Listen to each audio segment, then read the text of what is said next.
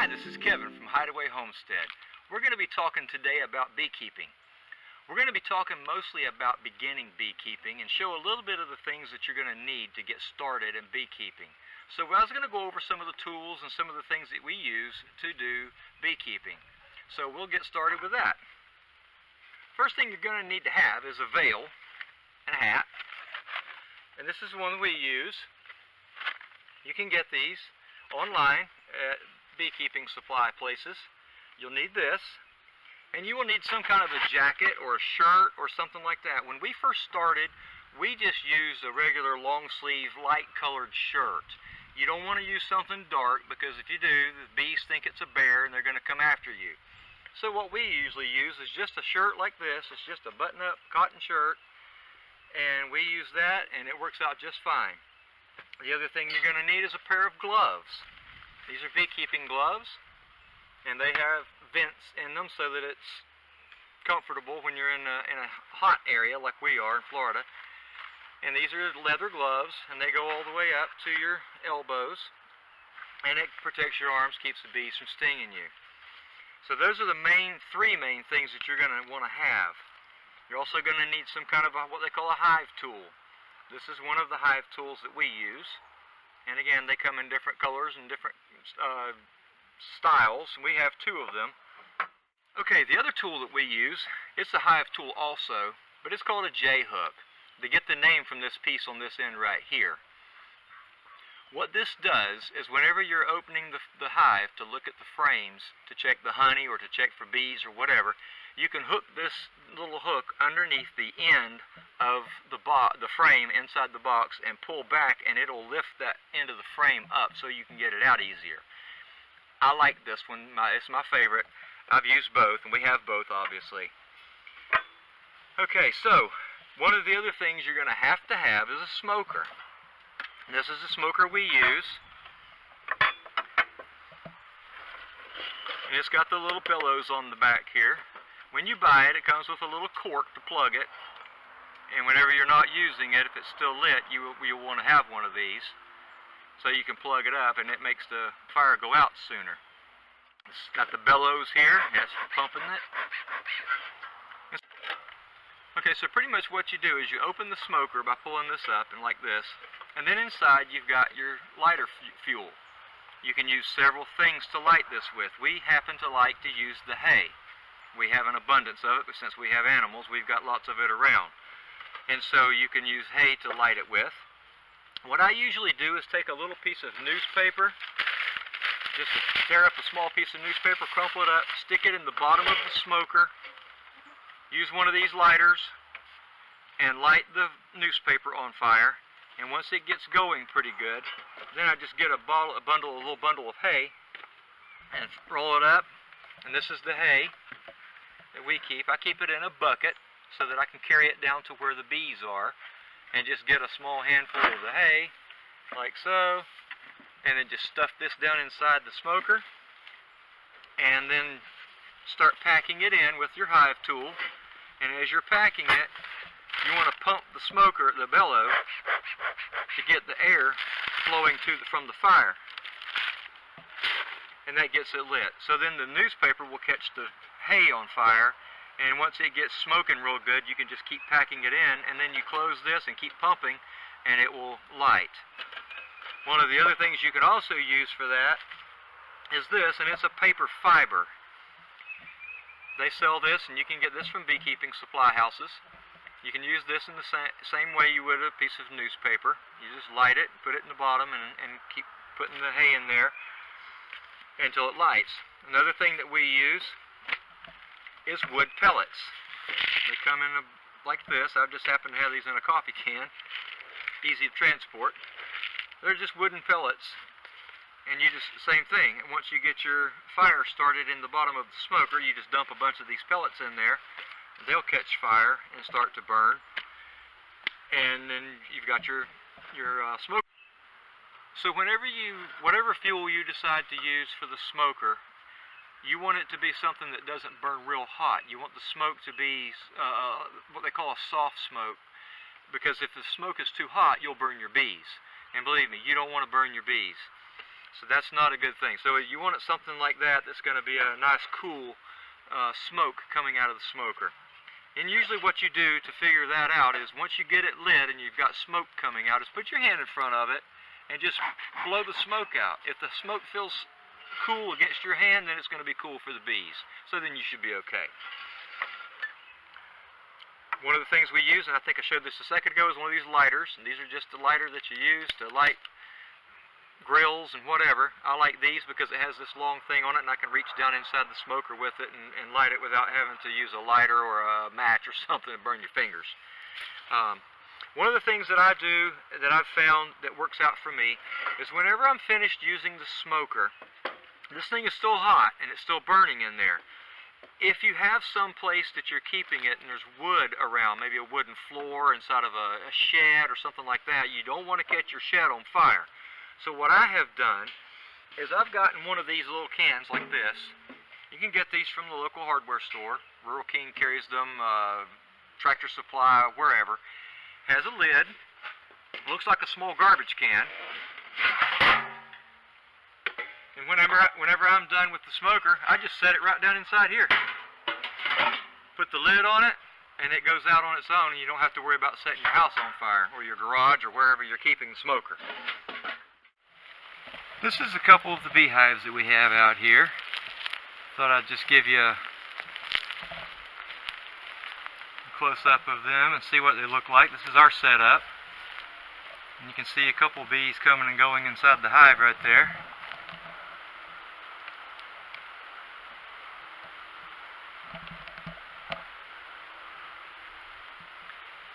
The jar you see on the top there is for sugar water. Sometimes we have to feed them whenever there's not enough for them to forage on their own. And so we just put sugar water in that jar with holes in the lid, stick it inside the lid there, and it drips down inside the hive and they come and eat it. There's a couple of different ways that you can do to feed them. They have actually feeders that go inside the hive with the food or the sugar water or whatever you're giving them. But we've always used this method and it seems to work pretty good for us. We've got them facing the east. They say that that's a good thing to have them facing the east so that when the sun comes up in the morning, they know it's daylight, and as soon as the sun comes up, they start flying. And as you can tell, there's lots of palmettos and that sort of thing around here for them to forage from whenever those are in bloom. So let's continue on and we'll look at some other aspects of beekeeping. Okay, this is a nuke. That's short for Nucleus Hive, and it's half the size of a regular hive. It only has 5 frames rather than 10. This is something that you might get if you're just starting out with beekeeping. This is something that you would buy, and it has less frames inside. We had talked a little bit earlier about this J-hook that I use, and I was going to show you a little bit about how that works. In the ends of these frames, there's a hole between each one of these frames. I only have 3 in here, but you kind of get the idea. What you would do is you'd use this hook and stick it down inside that hole right there, pull back, and as you can see, it lifts the end of that frame up. That makes it easy to get a hold of if you're wearing gloves especially. And so if you're doing that, you would just hold that like that, grab a hold of it, and then you can just move this to the other end and do the same thing over there, and then you've got your frame. So to check them, all you're going to do once you get a hold of the frame is just pull the frame straight out. This frame doesn't have any comb on it. This is just a foundation, but for demonstration purposes. So this is what the frame would look like, and you have bees on both sides with the built-up comb. And that would be what you would do to check your bees. Usually when the bees are building comb, or when they've built their comb, the queen always lays her eggs in the center frames. They always work from the center out to the sides. So the queen would be more than likely inside here between one of these 2 frames, and she's crawling around in there laying her eggs. And then on the outside frames, this one and this one over here next to what they call the side walls of the frame, of the box, that's where your honey's going to be. So the bees will lay the eggs, or the queen will lay the eggs in the center, and then the bees work the hive, and they store their honey in the frames on the outside, two outside walls. And then once this box gets full of bees, and they've worked it out to where it's completely built out, then you would want to transfer these 5 frames into a regular size hive, add 5 more frames to it, and let them build that out, and then you've got a full frame and a full box of bees. And that's pretty much how this nuke works. We use what we call a screen bottom. The bottom of the board is screen rather than solid wood. We use these here in Florida because it's so hot. Some places can't use them because it snows and that sort of thing. So for here in Florida, this is a good thing for us to use because it gets lots of air circulation in the summer months when it's so hot and the bees need to have the hive cooled down.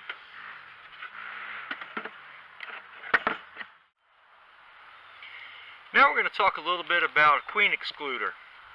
This is something that goes between the super and the brood box on a regular hive.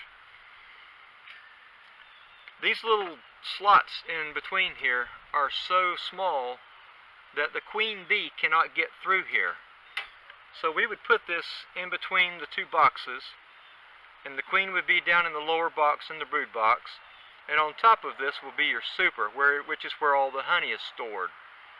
That keeps the queen from being able to crawl through here and go up into the super and lay eggs. If she can get up there, she will lay eggs in your super. We had it happen to us once. So we use these to keep her from getting up in there and laying the eggs in the super. So this is called a queen excluder, and it's a pretty handy thing to have in your bees, in your brood box, to keep your queen where she should be. Okay, one of the things that the bees do is they make stuff called propolis. There's a couple of different ways to say that word, but I've always called it propolis. Pretty much what that is it's bee glue. The bees make it. And there's a little bit of it right inside the lid right here. And what they do is they use that to stick stuff together. And believe me, it is strong stuff. When they stick something together with that stuff, you got to really want to get it apart. So a lot of times, they will, if there's any kind of a crack or any kind of a hole or anything in the hive or anywhere around in the lid or something, they'll seal it up with that propolis so that other bugs and stuff can't get into their hive. Also, sometimes whenever this has been in the hive for a while, they will put that stuff inside here too because they're trying to close these holes up. But you'll have some propolis sometimes inside these frames, and even when you open the hive, even out here in the middle, there'll be some stuck in there too. So what we usually do is just take the hive tool and just scrape it off like that, and it comes right off. But it's pretty sticky. It's brown in color, and it's good stuff.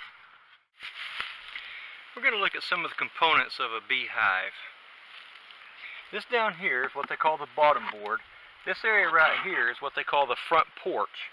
This is where the bees come and land on here and go inside the hive, and you'll see them when they're getting ready to fly. They'll crawl out onto here, and then they'll fly away from there.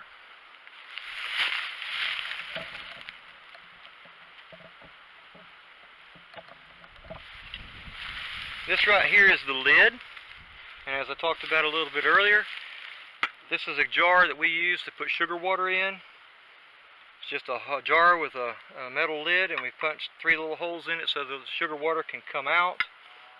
And then we drill a hole in the top of the board right here for this to sit inside there. Sugar water drains out of this and down into the tops of these frames. Right here, this is where the bees are. This is actually called a super. This is one of the boxes that has the honey in it. This is where the bees store their honey. And as you can see, these are drawn out. This hive is empty. There's no bees in this hive, and so it's a good time to show what this looks like. This is some drawn comb, and you can see these are the frames that we would actually use to get the honey out of.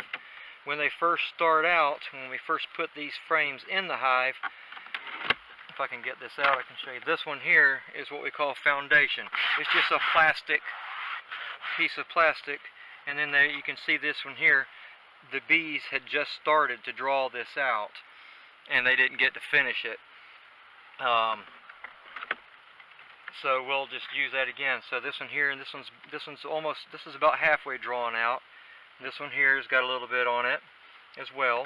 So you can see the difference in the frames and how they do it. And see, this one here is pretty much drawn out. So what we do is we take these out whenever they're full of honey. The bees know how much moisture content there needs to be in the honey, and whenever they get it to the right moisture content, then they will cap it and put a cap of wax over the top of it, and at that point then it's ready to go. Whenever I'm ready to pull one of these out to see if it's ready to be excluded, whenever I get ready to pull one of these out to see if it's ready to be extracted, I check to see how much of this frame, this particular frame here, is capped. If the whole thing is capped on both sides, then it's ready to go. If it's not completely capped, I usually will leave it and let them finish working on it and capping it, because they know when the right moisture is in the honey. And so you can see some of these different ones. Now we've used these, and what we do is whenever we extract the honey from these frames, once I've got all the honey extracted from them, then I will bring these frames back out here in this super. This whole box comes off, and I will just set this super next to a hive that has bees in it and leave it out here for a couple of days, and the bees will actually clean that up for you. And so then you can just pick it up once they're done cleaning it up. Then you can just take that and you reuse it again. So we'll put the lid back on here and put the jar back in here. It's getting ready to rain on me, so I'm going to have to probably go. This is a queen excluder that we talked about earlier, and as you can see, and I talked about earlier in the video, you can see this this is wax and propolis they've got in here. You can see where they've started trying to seal up these holes and these cracks in here. And so you just have to take your hive tool when you find something like this and just scrape it off like this, and it comes right off. They use the tar from trees to make this stuff, and it's real sticky. So anyway, so let's move on and we'll talk about something else. Thanks for joining us on the first video of the series we're going to be doing on beekeeping. Join us again on our next video, and we'll learn a little bit more about beekeeping. If you haven't subscribed to our channel yet, please hit the subscribe button so that you can follow along with us and learn about what we're doing here on the homestead. Give us a thumbs up and leave us some comments. We like to have comments, and if you have questions, ask those too. So until next time, thanks for joining us.